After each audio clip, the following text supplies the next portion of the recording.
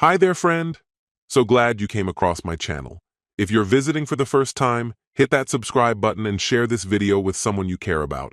Drop a comment with your location. I read everyone. Let's begin. I saw everything clearly that evening. We arrived at the backyard party, and in no time she was drawn straight to a guy from her office. Let's call him the workplace flirt.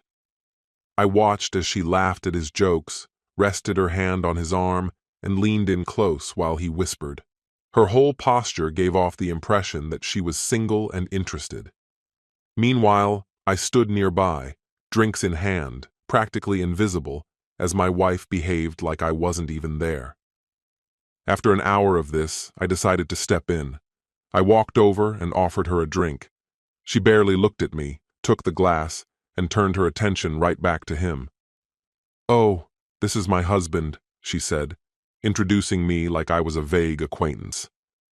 The guy gave me one of those weak handshakes and a smug grin, the kind that suggests he sees married women as a fun challenge. He said, "Your wife was just telling me about her latest project. Sounds really exciting." Curious, since she hadn't told me anything about it, I asked, "What project?" She jumped in fast. "The marketing campaign for the wellness retreat. I told you last week." But she hadn't. I let that slide and tried to join the conversation, only to be cut off or ignored whenever I spoke. I made a comment about the music, and she rolled her eyes. I suggested we check on the food, but she brushed me off saying we had just arrived. Then another colleague joined us. My wife eagerly introduced the office flirt, praising his achievements and promotion, and when it came to me, she waved a hand vaguely and said, "And this is my husband." No name, no mention of what I do, just my husband, like I was nothing more than part of the scenery. I quietly excused myself and moved across the yard, wondering if I was overreacting. Maybe she was just being friendly. But half an hour later, she was still there, laughing, leaning in close, and clearly acting like she wasn't married. I decided to see what would happen if I confronted this. I returned and said gently, "I'm thinking about heading home soon. Got an early morning tomorrow." She reacted like I'd suggested something outrageous. "We just got here. Why don't you get another drink or talk to someone else?" she said dismissively. "I'd rather talk to my wife," I replied. At that, her pleasant facade cracked. She dropped the fake smile and looked at me sharply. "Look, I'm having a conversation. If you're uncomfortable with me being social, maybe you should think about why that is." Even the office flirt looked uneasy now. "I'm fine with you being social," I said calmly. "I'm not fine with you flirting." My words hung in the air. She straightened her posture, crossed her arms, and delivered the line that made everything clear. "I'm not flirting. I'm just being friendly. And if you can't handle that, the gate's right there." She pointed toward it with a smirk, clearly expecting me to back off or apologize. Some people nearby turned to watch us. I followed her gaze to the gate, then back to her. "You know what? You're right," I said, taking out my car keys and walking away. As I headed to the gate, I heard her call out, "Wait! Where are you going?" But I didn't stop. I didn't even look back. I went straight to my car, started the engine, and drove away. In my rearview mirror, I caught a glimpse of her standing there, speechless, while the office flirt looked deeply uncomfortable. The drive home was the clearest my mind had felt in a long time. She had dared me to leave, probably assuming I wouldn't. But this time, I wasn't bluffing. By the time I pulled into the driveway, my phone was buzzing nonstop. Text after text appeared before I'd even gotten out of the car. Still, I didn't read them right away. I went inside, grabbed a beer, and settled on the couch. The house felt calm, quiet, a place where I could finally think without being belittled. After about 20 minutes, I finally checked my phone. A dozen messages, all from her. They started off angry. "What was that about? You can't just leave. Everyone's asking where you went. This is so embarrassing. Answer your phone." Then the tone shifted. "I'm getting a ride home with someone else. We need to talk." The later messages sounded more desperate. She was realizing that I hadn't left as a dramatic stunt. I was gone, and now she was the one who had to explain where her husband went. An hour later, I heard her pull into the driveway. She slammed the front door so hard I thought the frame might crack. She stormed in, furious. "What's wrong with you?" she demanded. I took a slow sip of my beer and replied calmly, "Nothing's wrong. You told me the door was right there, so I used it." "That's not what I meant, and you know it," she snapped. "Really? Because it sounded clear to me. You didn't want me there, so I left," I said evenly. She began pacing, gesturing wildly. "You humiliated me in front of everyone. They all asked where you went. I had to lie and say you weren't feeling well." "Why not just tell them the truth?" I asked. "That you told me to leave." "Because that would make me look like a terrible wife," she exclaimed. I nearly laughed then. "And flirting with your coworker while ignoring your husband? What does that make you look like?" "I wasn't flirting, honestly. You're being so insecure. I was just trying to connect with people professionally. You'd get it if you cared about advancing your career." There it was again. That sharp comment meant to make me feel small. A few months ago, I probably would have taken the bait. But now, as I sat there watching her go on, I felt completely clear-headed. "Networking?" I asked. "That's what we're calling it?"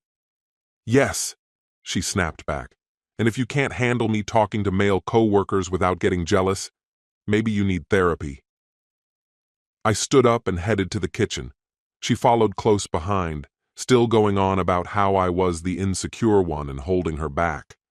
I grabbed a beer from the fridge, moving slowly. "Are you even listening?" she barked. "I am," I said calmly. "You're telling me that laughing at everything another man says, touching his arm, and introducing me as just my husband is considered networking." "I didn't introduce you like that," she shot back. "Oh, really? Then what's my name?" I asked, looking right at her. She froze for a moment, mouth opening and closing, struggling to answer. Silence hung between us. I continued. "You remembered his name?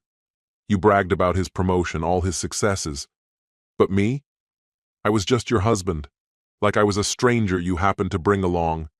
And when I tried to join your conversation, you dismissed me. When I asked if we should check the food together, you brushed me off. When I said I wanted to spend time with you, my wife, you told me to go talk to someone else." Her cheeks flushed. "You're twisting this," she protested. "Am I? Because from where I stood, it felt like you were embarrassed by me, like you didn't want me there at all." "That's ridiculous," she said, sounding defensive. "Is it? You even told me to leave when I confronted you." She went quiet, and I could see her thinking, searching for a way to turn this around.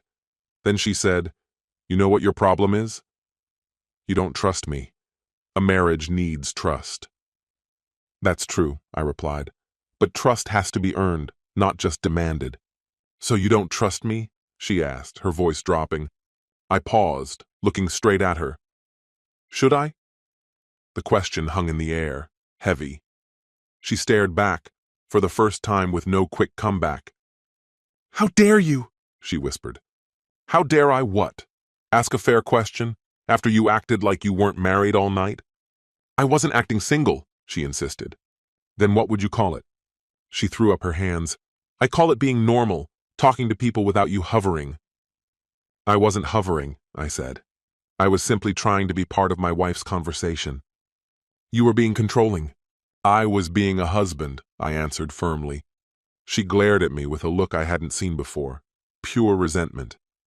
"Well, maybe I don't want a husband who behaves like that." Her words hit like an explosion. We both froze, realizing exactly what she had just revealed. "Good to know," I said softly, before walking upstairs, leaving her standing alone in the kitchen. I sat on the edge of the bed, taking off my shoes.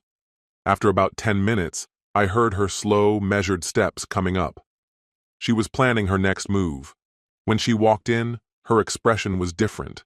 No more anger, replaced by what looked like regret. But I'd seen this act before. "Baby," she said quietly, closing the door behind her. "I'm sorry." I didn't mean any of what I said downstairs. I didn't look at her. Which part didn't you mean? All of it. I was just upset. I can't think straight when I'm mad. So, you do want a husband who acts like that? I asked, still not meeting her gaze. She sat down beside me and reached for my hand. I want you. I want us. I don't know what came over me tonight. I pulled my hand away and stood. What came over you was 3 hours of flirting with another man. It wasn't flirting, she blurted out, then quickly tried to recover. I mean, maybe it seemed that way to you, but that's not what it was. Right, I said. Just like telling me to leave wasn't really telling me to leave. She followed me as I moved around the room. I was embarrassed, okay? You made things awkward in front of my coworkers. I made things awkward just by being there? By showing I wasn't happy with how you were behaving? By making it clear that you were ignoring me all night? I turned fully to face her. You shut me down every time I tried to join in. You wouldn't introduce me properly. And when I told you I felt uncomfortable, you told me to leave. How was I supposed to act like that was okay? She was silent for a moment, then tried a different angle. You're right. I should have handled it better. But you need to understand, networking is important for my career. I can't be constantly thinking about how things look to you. I'm not asking you to obsess over every detail, I said. I'm asking you not to flirt with other men. I wasn't flirting, she insisted again. You laughed at every joke, touched his arm, leaned in close every time he spoke, and kept your back turned to me for 2 hours straight. That's just how I am with people. I'm naturally friendly. Are you like that with women too? I asked pointedly. She hesitated. What do you mean? Do you touch your female colleagues like that? Laugh at all their jokes? Get that close when they talk? A longer pause this time. That's different, she finally said. How exactly? I asked. No answer. I turned back to the dresser, quietly getting ready for bed. So here's what happened. She trailed after me, her voice rising. What exactly are you saying? That I'm not allowed to talk to other men? That I need your approval to have a conversation? I replied, it's simple. When you're married, you don't act like you're not. I wasn't acting like that, she shot back. Then how were you acting? I asked. She didn't answer. I grabbed a t-shirt and changed clothes while she stood there, looking frustrated and desperate for something else to say. Her tone softened. Look, maybe I got a little carried away. Maybe I was overly friendly. But that doesn't mean anything. I came home to you. I'm married to you. Yeah, I said, but tonight you came home just to argue after leaving a party where you told me to go home. I was angry, she said. I didn't really mean what I said. Did you mean it when you said you might not want a husband like me? I asked. She hesitated. I was upset, she mumbled. That's not an answer, I said. No, I didn't mean it, she finally admitted, moving closer to me. I love you. I want to fix this. I stepped away. Fixing this means admitting what really happened, and you haven't done that yet. I just did, she insisted. Number, you said maybe you got carried away. Maybe you were too friendly. That's different from saying you were flirting and then dismissed me when I called it out. Her face flushed. Fine. Maybe I was flirting a bit, but it didn't mean anything. It meant something to me, I said. Well, maybe you're just too sensitive, she snapped. That was the real her showing again. Defensive and dismissive when cornered. I kept my voice calm. Maybe I am too sensitive. Maybe other husbands would let this go. But I'm not most husbands. And that was when she realized her mistake. She'd basically admitted that she thought I was the problem, not her actions. I didn't mean it that way, she said quickly. Yes, you did, I replied. And that tells me everything I need to know. I walked toward the bathroom. When I get out of the shower, this conversation is over. We can't just leave it like this, she protested. We're not discussing it anymore, I said. You're just trying to defend your behavior, and I'm explaining why it hurt me. That's not a real conversation. I shut the door, turned on the water, and let her pace around the bedroom. When I came out later, she was sitting on the bed, looking drained. What now? She asked softly. Now, I said, you figure out what kind of wife you want to be. And I decide what kind of husband I want to be. What does that mean? She whispered. It means things are going to change, I replied as I got into bed and turned off the light. She stayed sitting there in the dark for a while before lying down beside me. Neither of us spoke another word. In the morning, I woke up to an empty bed. She was already downstairs, her voice carrying as she spoke on the phone with that overly sweet tone she used when trying to sound like the victim. I don't know what's wrong with him, she was telling her sister. He completely overreacted last night. I was just being friendly at the barbecue and he lost it. I dressed quietly, listening from the top of the stairs. No, I wasn't flirting, she continued. You know me, I'm just naturally outgoing. But he acted like I was throwing myself at some guy. It was so embarrassing. As I came downstairs, she lowered her voice and quickly ended the call. Morning, she said with fake cheerfulness. I made coffee. Thanks, I said, pouring myself a cup and sitting at the table. She lingered nearby, clearly unsure how to restart the conversation. Finally, she said, I was thinking, maybe we should go to marriage counseling. To work on these trust issues. Trust issues? I asked. Well, your trust issues, she clarified. It might help you talk through why you get so jealous when I'm just being social. I almost laughed. You want me to see a therapist because you flirted and told me to leave a party? I want us to improve communication, she said. Last night spiraled out of control because we weren't listening to each other. I listened just fine, I replied. You told me to leave. I left. Her phone buzzed. She glanced at it and lit up. Oh, it's my mom. She's worried about us. You called your mom too? I asked. I needed to talk to someone, she replied. You weren't exactly communicating last night. She answered the call before I could say another word. Hi, Mom.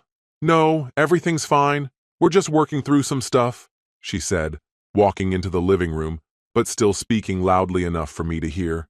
He's been really controlling lately. No, I didn't do anything. I was just talking to a coworker. I don't know why he's being so insecure. I finished my coffee and headed toward the garage. Where are you going? She called after me. To clear my head in the garage, I said. We need to talk about this, she insisted. No, we don't, I replied.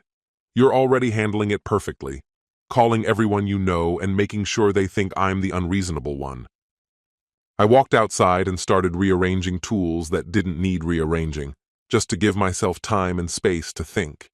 She was busy portraying herself as the victim, spinning a story where I was the jealous, controlling husband, not someone hurt by her actions. Classic tactic: deflect blame, seek sympathy, and avoid responsibility. Then my phone rang. Unknown number. Hey there, remember me? It's Daniel. We met at the barbecue yesterday. I'm your brother-in-law, married to your sister. Listen, I don't want to stir things up, but my wife got a call this morning and your wife was really upset. She said you two had a fight. I told Daniel it was a disagreement about her chatting with a guy at work. Well, more like flirting. And when I brought it up, she told me to leave. Daniel paused, then said, She told my wife you got jealous because she was networking. Networking? Sure, that's what she's calling it. Daniel tried to explain. You know how she is? Outgoing, friendly. It doesn't mean anything. I replied, Well, it means something to me. Daniel gently suggested I ease up on her since she was really upset. I almost ended the call right there. Instead, I asked him, What would you do if your wife ignored you for hours at a party, flirted with another man, and then told you to leave when you complained? Another pause. That's different, he said. Why is it different? Because she's just friendly? Daniel insisted he wasn't saying that, but I pointed out that he was excusing her behavior just because that's how she is. I reminded him that this isn't how a marriage should work. He said he was only trying to help. Then help by staying out of it, I told him, and hung up, going back to my tools. Not long after, my phone rang again, her dad this time. We need to talk, he said immediately. About what? About how you're treating my daughter, he said. I put down my wrench and asked, How am I treating her? He told me she called him in tears that morning, saying I embarrassed her at work and now wasn't speaking to her. I explained that I just didn't want to hear her excuses for flirting. Flirting? She was networking, he countered. That's just how she is. Social. I replied, so her personality excuses disrespecting our marriage? He shot back, if you can't handle that, maybe you married the wrong woman. That hit me, not because it hurt, but because it revealed everything. Her family saw me as the problem. You know what? I said calmly. Maybe I did marry the wrong woman. Silence on the line. What's that supposed to mean? He finally asked. I told him I thought I'd married someone who respected me and our relationship. Apparently, I was wrong. He started to protest, but I cut him off. Your daughter told me the door was right there when I raised my concerns, so I used it. And now everyone's acting like I'm the bad guy for doing what she told me to do. He said she didn't really want me to leave. I ended it simply. Then she shouldn't have said it. I turned off my phone after hanging up. Finally, some peace in the garage. But deep down, I knew this wasn't over. She had rallied her whole family to take her side and make me the villain. The real question was how far she'd go to avoid owning up to her actions. That evening, when I came back inside, I found her at the kitchen table surrounded by paperwork. My stomach sank for a moment until I realized they weren't divorce papers, just printouts about marriage counseling, articles about jealousy, and therapist listings. Without looking at me, she said, I made some calls today. Found therapists who specialize in trust issues and controlling behavior. Controlling behavior? I asked. Let's not argue. I'm trying to save this marriage, she insisted. I sat down across from her. By diagnosing me with problems I don't have? She listed my offenses, embarrassing her at the work event, leaving suddenly, ignoring her now. I reminded her, I simply walked out the door you pointed me toward. How is that wrong? She slammed her hand on the table. Stop saying that! You know that's not what I meant. I calmly asked what she did mean. She said I was being unreasonable and she was frustrated.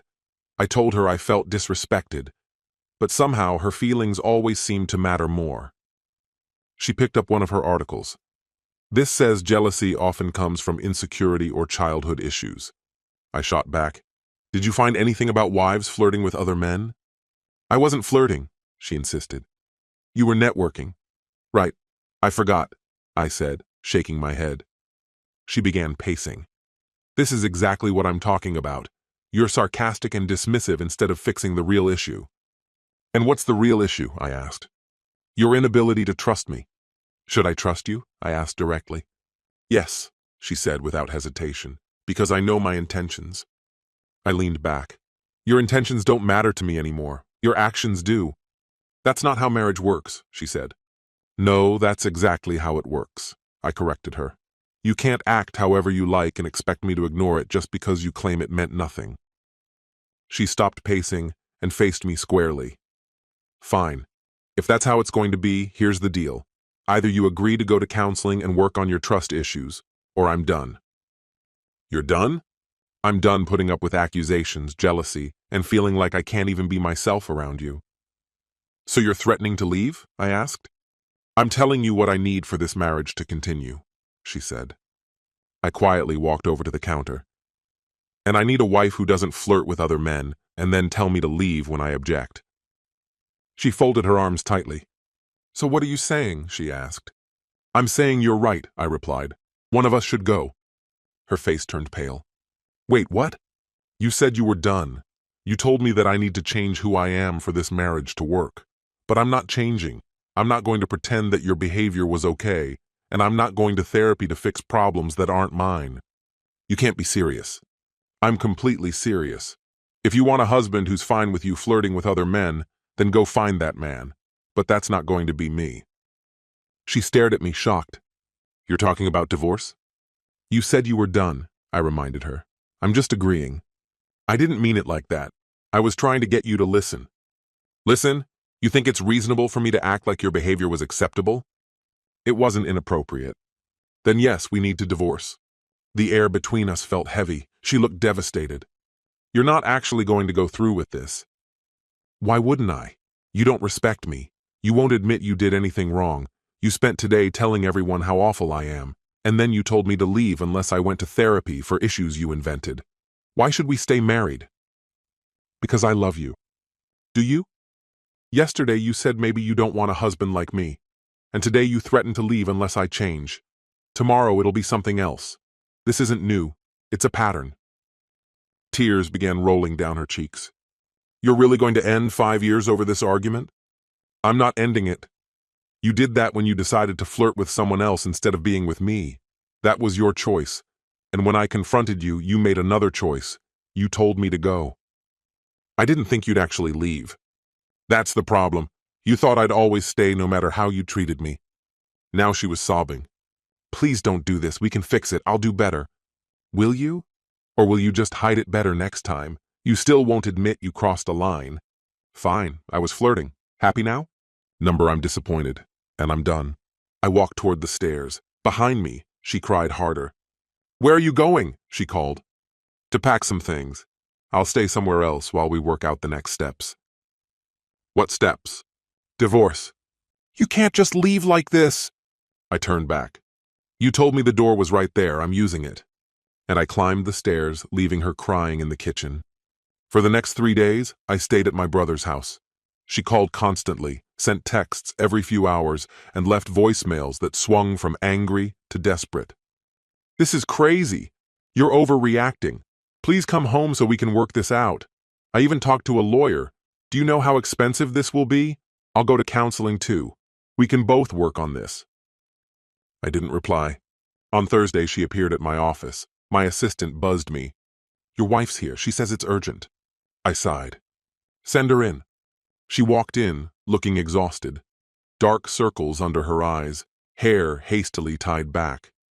She sat without waiting for me to invite her. We need to talk. We did, I said.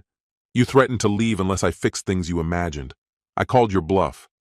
I wasn't bluffing. I was desperate. You weren't hearing me. I heard everything. You just didn't like what I said. She leaned forward. I know I messed up. I know I handled it badly. But ending our marriage over one night, that's too much. It's not just one night. It's about who you are and who you expect me to be. I don't get it. You expect me to be the kind of husband who looks the other way when you flirt, who doesn't mind if you act like you're single at parties, who apologizes when you tell him to leave. That's not fair. That's exactly what you expect. And your whole family agrees with you. They think I'm the problem. They're just trying to protect me. And who's looking out for me? Who checked in to see how I felt? Who cared how I was treated? She fell silent. No one. Because to them, your behavior was normal and I was overreacting. Maybe you were a little. Really? Walking away after being told to leave is overreacting? You know what I meant. I do. You think I should stay quiet and take whatever treatment you give me. Be grateful for any attention at all. That's not true, and is it? When was the last time you apologized without justifying it? When did you last take full responsibility for hurting me? She hesitated, opened her mouth to answer, but said nothing. I'll wait, I said. I don't know. I do. Never. Because you don't think you've done anything wrong. You think everyone else is too sensitive. So what do you want from me? Nothing. I don't want anything anymore. She began crying again. Please don't say that. I love you. I know I made mistakes, but I love you. Love isn't enough. Respect and trust matter too. And you don't respect me. I do. You flirted with another man for hours while I watched. You dismissed me when I tried to join. You told me to leave when I objected. Then you spent the next day bad-mouthing me to everyone you know. You told me you'd leave if I didn't go to therapy. How is that showing care or respect? I was scared and desperately trying to hold our relationship together. But you threatened to walk away. You said you wanted to fix things. The problems that you caused. We both had a hand in what went wrong. Really? How was I involved when you chose to flirt with another man? That part was on you. But what happened after that? How we dealt with it. We both made it worse. I almost laughed at that. So you cross a line, then tell me to leave when I get upset, and somehow it's my fault how I reacted. I'm not saying this is all on you. I'm saying we could have handled things differently. No, you could have done things differently. I did exactly what anyone in my position would have done. So that's it? You're ready to end this? I'm ready to stop pretending this is my burden to carry alone. I'm finished pretending your choices were okay. I'm done being with someone who thinks I should just accept whatever scraps of respect she offers. That's not how I see you. But it is. You've treated me like I should just keep quiet and be thankful you picked me, even while acting like you didn't really want to. Tears were streaming down her face now. I never wanted you to feel that way, she said. But you did make me feel that way. And when I told you how much it hurt, you told me I could leave. I was upset and hurting too, but my pain didn't seem to matter then, and it doesn't seem to matter now. It does matter. No, it doesn't. If it really did, you would have apologized right away. You would have been shocked that you hurt me. Instead, you spent days trying to convince everyone that I was the problem. She stood up slowly. So what now? She asked. Now we're getting divorced. You'll find someone who doesn't care when you flirt with other men. I'll find someone who genuinely wants to be with me. But I do want to be with you. No, you want to be with a version of me who stays quiet and never challenges you. But that's not me. She walked toward the door, paused, and turned back. I'm not signing anything. You don't have to. I'll take care of filing the papers. You can fight it if you want, but it won't change anything. Is this really what you want? She asked quietly. What I wanted was a partner who respected me. What I got was someone who pointed at the door when I asked for basic kindness. I'm sorry I said that, she whispered. I'm not. That moment showed me exactly who you are and what you truly think of me.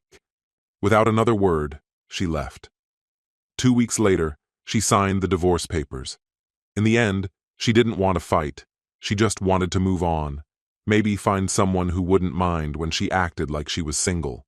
And honestly, I hope she does, because that person sure isn't me.